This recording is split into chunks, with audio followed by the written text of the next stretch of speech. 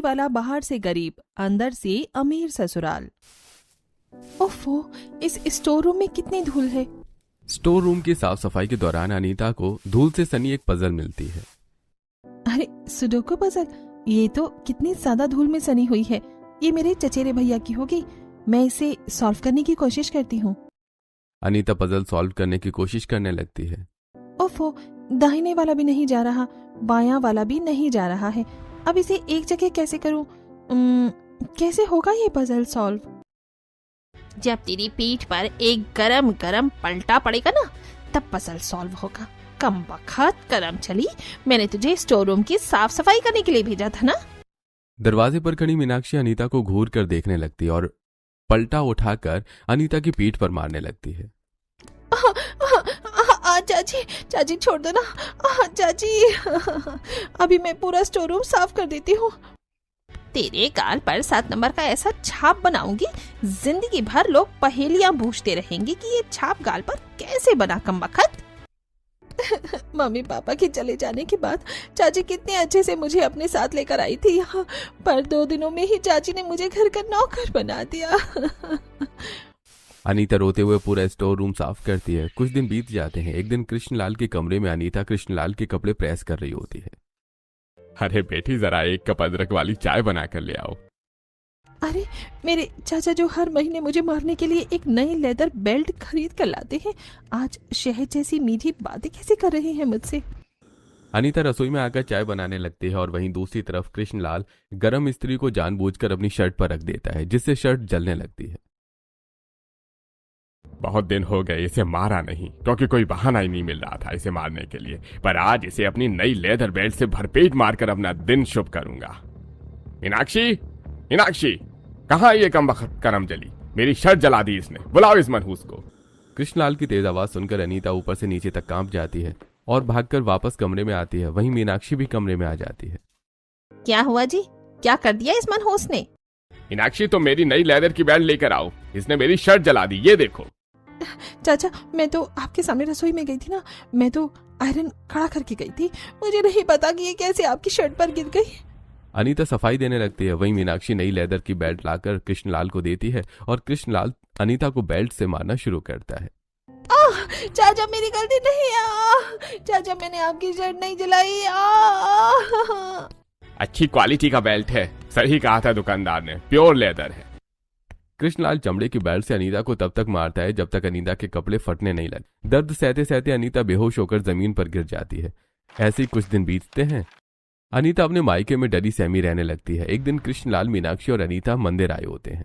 हम मंदिर अपने बेटे के लिए प्रार्थना करने आए हैं, जो अब्रॉड में पढ़ाई कर रहा है। तू यहीं बाहर खड़ी रहे और हमारी चप्पलों की निगरानी कर। अनीता को चप्पलों की निगरानी पर छोड़कर कृष्णलाल और मीनाक्षी मंदिर में जाकर दर्शन करने लगते हैं। वहीं मंदिर की सीढ़ियों पर फटे पुराने कपड़े पहने प्रीति और अरुण प्रसाद खा रहे होते हैं। अरे वाह, ये तो काफी स्वादिष्ट प्रसाद है। प्रसाद तो बहुत स्वादिष्ट है, पर पंडित जी थोड़ा सा ही देते हैं, थोड़ा और देते तो पेट भर कर खाते ना हम। अरे मैंने तो 2 बार ले लिया, मेरे पास तो बहुत है, पर तुझे नहीं दूंगा। अच्छा चलो, मेरी एक पहेली पूछो, अगर बुझ जाते हो तो मत देना, पर अगर नहीं बूझ पाओगे तो देना पड़ेगा। बोलो, है तुम? हमसे पंगा भूल मत, मैं तेरा बड़ा भाई हूँ। चल पूछ, क्या पूछना है। ये दोनों भाई बहन पहेली खेल रही हैं, मैं भी सुनती हूँ, कोशिश करूंगी बूझने की। अच्छा भैया बताओ, एक ड्राइवर गलत दिशा में जा रहा था, पुलिस ने देखा लेकिन रोका नहीं, क्यों? ये क्या बात हुई? ट्रक ड्राइवर अगर गलत दिशा में जाएगा तो पुलिस उसे रोकेगी, तो गलत पहेली पूछ रही है। आता है तो बताओ, वरना प्रसाद इधर लाओ। ट्रक ड्राइवर गलत दिशा में जा रहा था तो पुलिस उसे क्यों नहीं रोक रही? वैसे पुलिस ट्रक ड्राइवर को क्यों रोकेगी? पुलिस तो गाड़ी को रोकेगी ना।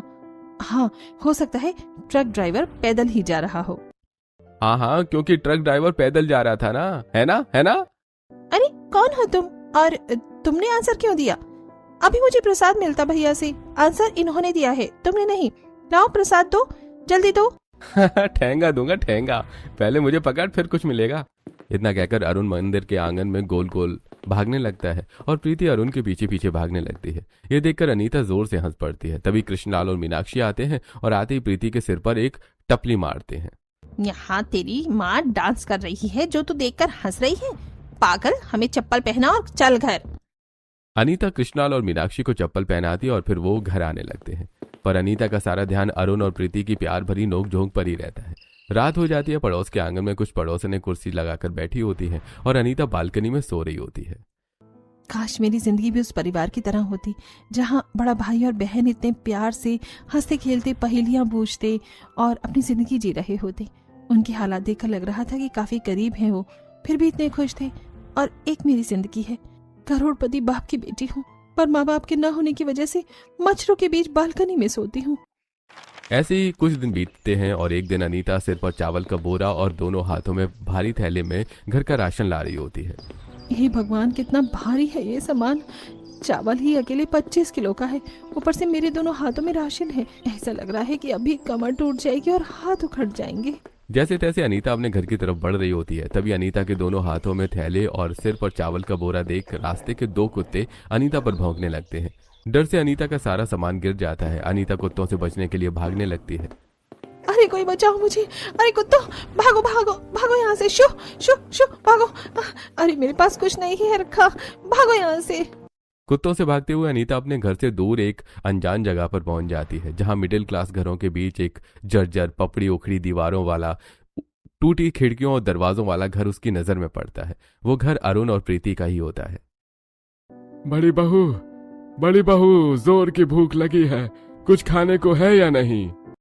पापा जी फिलहाल तो खाना नहीं है, पर ये पजल है जो मैंने बनाया है। अरे नीलम, तुम क्यों पजल बनाती हो? तुम्हारे पजल में कुछ दम नहीं रहता है। अच्छा तो तुम चलो ये पजल सॉल्व करो, अगर नहीं कर पाए तो आज घर के सारे गंदे कपड़े तुम धोगे। पतली लकड़ियों और पत्थरों पर लिखे कुछ नंबरों से बना पजल नीरज सॉल्व करने की कोशिश करने लगता है। ये क्या बवाल बना दिया तुमने? मेरा तो सिर चकरा गया है। मुझसे नहीं होगा, तुमने गलत बनाया है। माँ भी, इन दोनों भाइयों की यही आदत है, जब इनसे पजल या पहेली बूझी नहीं जाती तो कहते हैं कि तुमने गलत बनाया है। अरे भैया जल्दी पजल सॉल्व करो या हार मान लो, हमें बहुत जोर से भूख लगी है। अच्छा मैं हार मानता हूँ, तुम ही पजल को सॉल्व करो। अरे ये बहुत आसान है, ये देखो, बस 6 को उल्टा करके 9 बना देना और हो गया ना तुम्हारा पजल सॉल्व। कब से नंबर आगे पीछे कर रहे थे। नीलम, तुम अपने प्यारे पति से घर के कपड़े धुलवाओगी?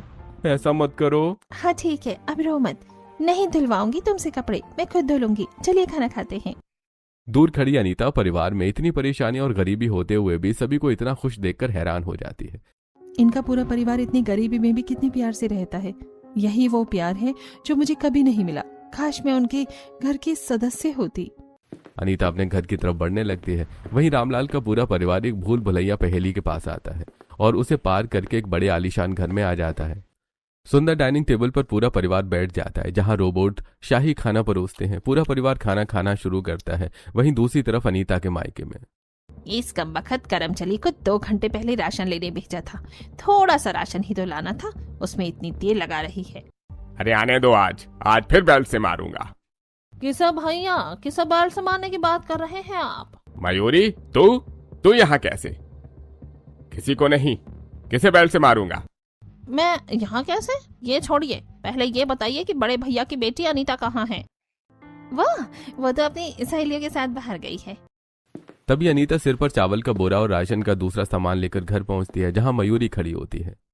अच्छा, तो ये भेजा है आपने अनीता को अपनी सहेलियों से मिलने? अनीता बेटी, मैंने तुझे सिर्फ राशन की लिस्ट लेने भेजा था, तो राशन लेकर क्यों आ गई? वो आपने...